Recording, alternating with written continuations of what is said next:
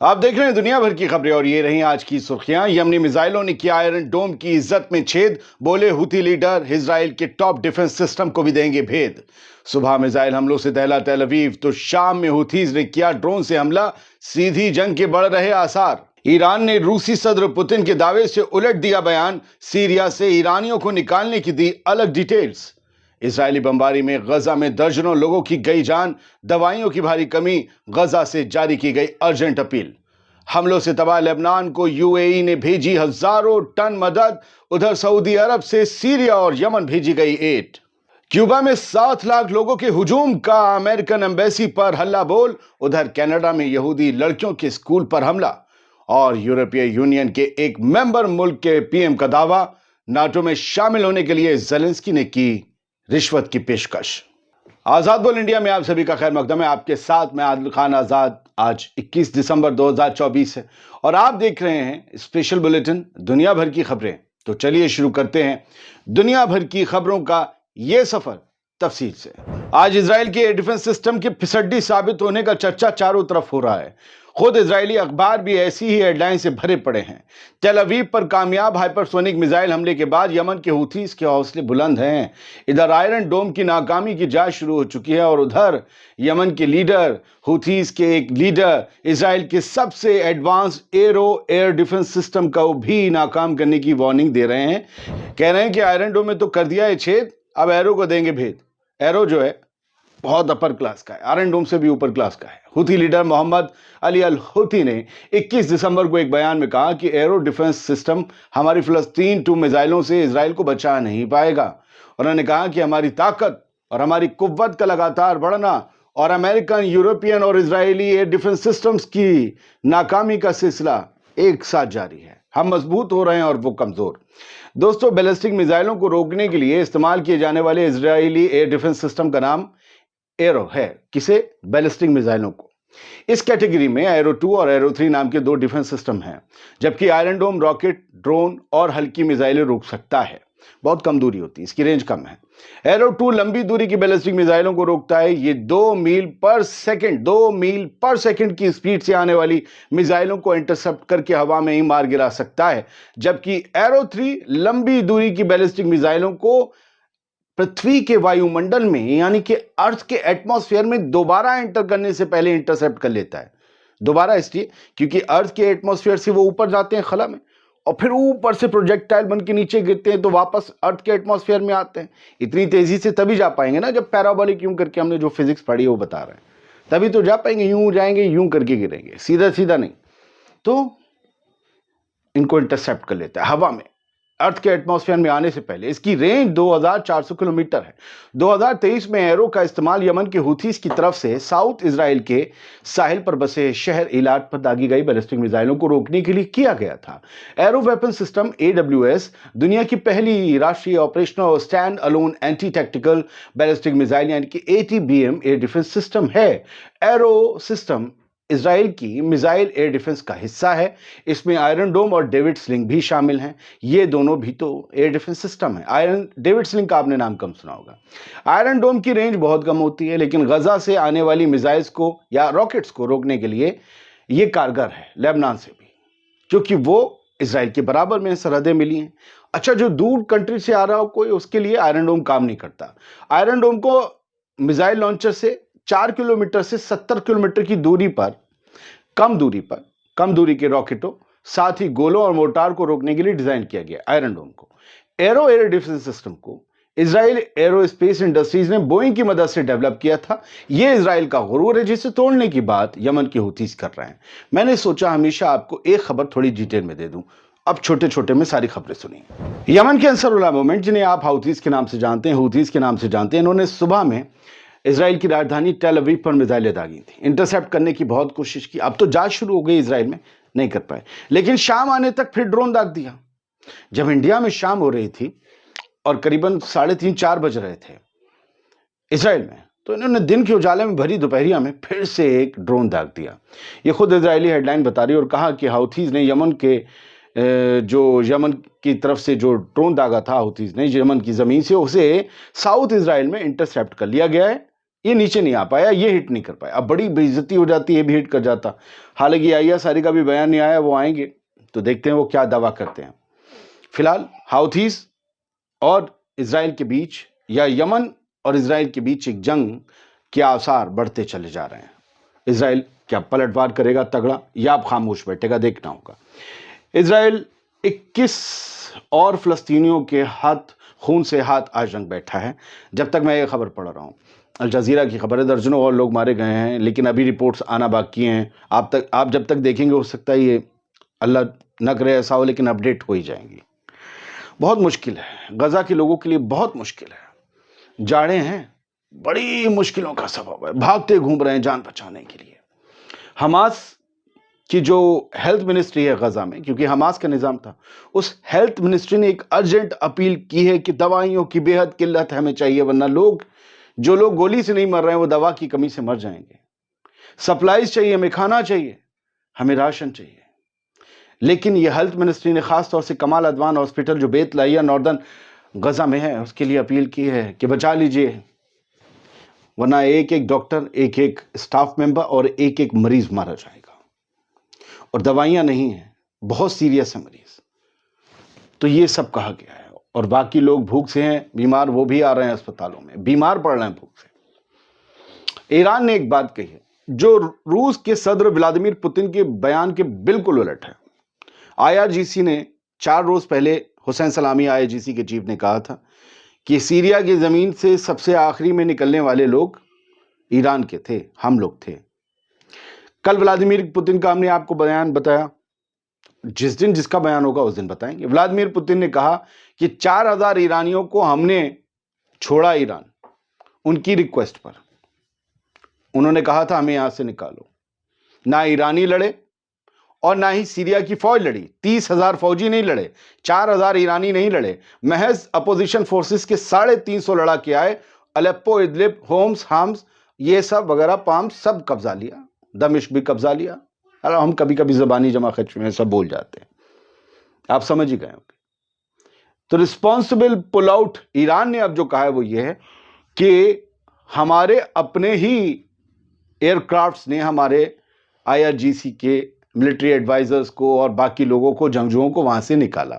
इसमें एम्बेसी से भी जुड़े हुए लोग थे, बाकी डिप्लोमेट्स भी थे, वो ज़ायरीन भी थे जो ईरान से गए थे मुक़द्दस मकामात की ज़ियारत करने के लिए सीरिया, और वो ज़ायरीन भी थे जो ईरानी नहीं थे। हमने उन सबको निकाला है, लेकिन अपने एयरक्राफ्ट से निकाला है। इस तरीके से ईरान ने अब पुतिन के बयान का काउंटर किया है, क्योंकि पुतिन ने जो कहा था हमने दिखा दिया आपको, हेडलाइन बन गई थी, सब कह रहे थे ईरानियों को रूस ने निकाला। ईरान ने कहा हम खुद नहीं निकले भाई, कुव्वत है हम निकल आए बाहर। और वहां हालात ही नहीं थे रुकने के, क्योंकि सीरियन फौज नहीं लड़ रही थी। हम वहां जंग लड़ने नहीं गए थे, हम हालात संभालने गए थे, दाइश वगैरह से लड़ने। अब दाइश से लड़ना भी तो लड़ना है। खैर, ये जो है जाहिर सी बात है कि ईरान वहां सिर्फ बशर अल असद की मदद के लिए था। अब वहां सलाह तो नहीं दी जा रही थी, लेकिन 4000 लोग भी क्या लड़ लेते जब 30,000 फौजी नहीं लड़ रहे थे। यूएई ने कुछ खबरें हैं जो दब जाती हैं। यहां बहुत लॉबी चल रहा है, हर जगह आईटी सेल है, अंधभक्त हर तरफ भरे पड़े हैं। तो हमने कहा हर तरफ की खबर लेना जरूरी है भैया।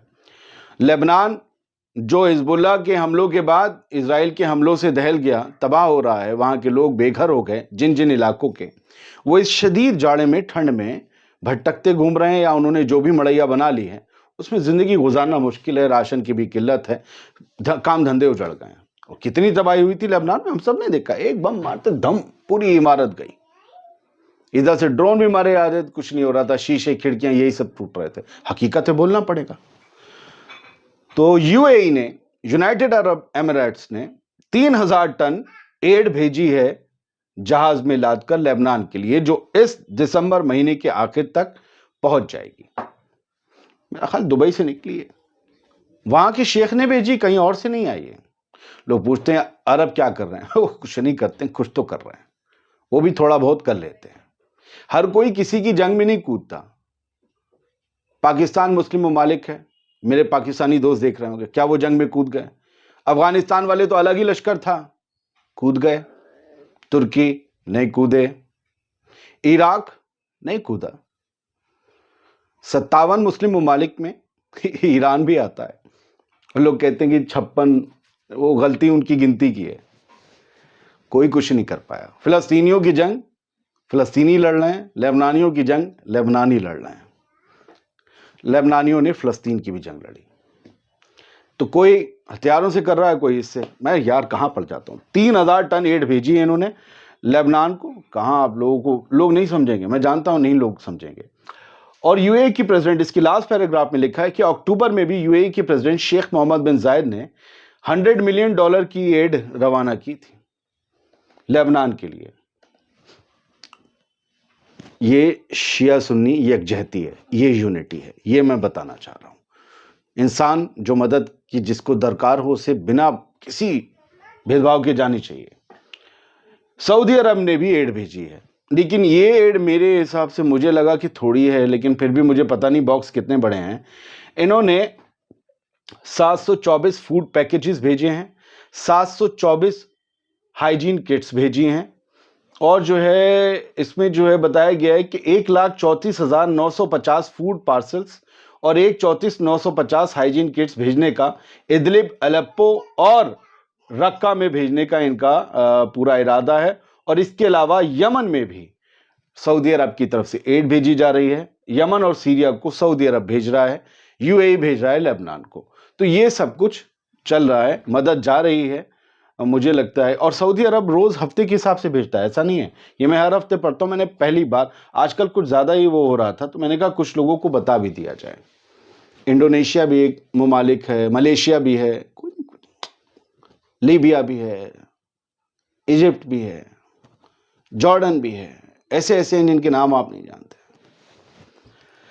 नफसी नफसी व्यापार पर, ट्रेड पर बैन लगाने के बाद क्यूबा के हालात बहुत बुरे हैं। इस पूरी रिपोर्ट को मैंने पढ़ा तो मैंने यही जाना, यार ये बहुत लंबा बैन है, सैंक्शन है। प्रेस टीवी की खबर है, 7 लाख क्यूबा के 7 लाख लोग अमेरिकन एम्बेसी पर टूट पड़े, जाकर नारेबाजी की, धमक पड़े। क्यूबा की राजधानी हवाना में ये सब हुआ। और इस प्रोटेस्ट को लीड पता है कौन कर रहा था? खुद क्यूबा का राष्ट्रपति, सदर वहां का। क्योंकि 1960 के दशक से, जब फिदेल कास्त्रो थे, तब से क्यूबा पर ये सैंक्शंस लगे हैं। 64 साल हो गए। डोनाल्ड ट्रंप आ रहे हैं वापस, इसको लेकर ये और खौफजदा है। बराक ओबामा के टाइम वो आए, विजिट करी, बड़ी हिस्टोरिकल लगा था कि समझ जाएगा मामला। उसके बाद डोनाल्ड ट्रंप आ गए, फिर सब गड़बड़ कर दिया उसने, बड़े सैंक्शंस लगा डाले, जो लिफ्ट भी किए थे ओबामा ने, कुछ किए थे। फिर जो बाइडेन आए तो उन्होंने कुछ ऐसा खास तब्दीली नहीं की, रोल बैक नहीं किया, वो कायम रहे। अब डोनाल्ड फिर आ रहे हैं तो इन्हें और खौफ लग रहा है। 7 लाख लोग अमेरिकन एम्बेसी पर पहुंच गए, हल्ला बोलने लगे, कहने लगे कि हमारी इकोनॉमी तो तबाह है ही है, अब हमारी जिंदगी हमें लग रहा है तबाह हो जाएगी। हमें भी जिंदगी जीने का हक है, हमारे ऊपर से पाबंदियां हटाओ, हम कहीं जा नहीं सकते, हम कुछ खरीद और मंगवा नहीं सकते। क्या तरीके हैं? अमेरिका जिस पे चाहता है लगा देता है पाबंदी, और जहां चाहता है वहां इम्यूनिटी के नाम पर उसी मुल्क की सरकार से जंग लड़ने पहुंच जाता है कि तुम्हारे लोगों को हम बचाने आए। यहां किसी को नहीं बचाना है, क्योंकि ये अमेरिका की पॉलिसी के खिलाफ रहे हमेशा।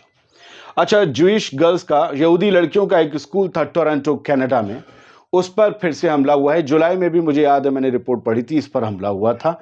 अभी भी यहां पर आग जो है वो लगाई गई है, तोड़फोड़ की गई है, अजीब नारे लिखे गए हैं, गोली भी चलाई गई है, गोली के निशानात दीवारों पर मिले हैं।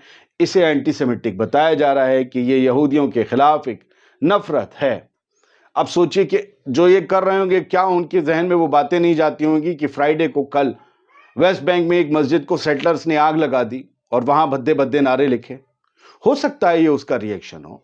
तो इजराइल की हुकूमत को चाहिए कि उन्हें कंट्रोल करें, जामे में, औकात में रखें, क्योंकि यहूदियों के खिलाफ पूरी दुनिया में अब मुझे लग रहा नफरत बढ़ रही है। और आईडीएफ के फौजी भागे भागे घूम रहे हैं। कल हमने आपको बताया था, वो श्रीलंका से भागा, उसके खिलाफ जो है वो पता ये चला कि वो गजा में लड़ चुका था, तो उसकी बील हो गई, वो भागा वहां से। खैर, सर बढ़ते हैं आगे।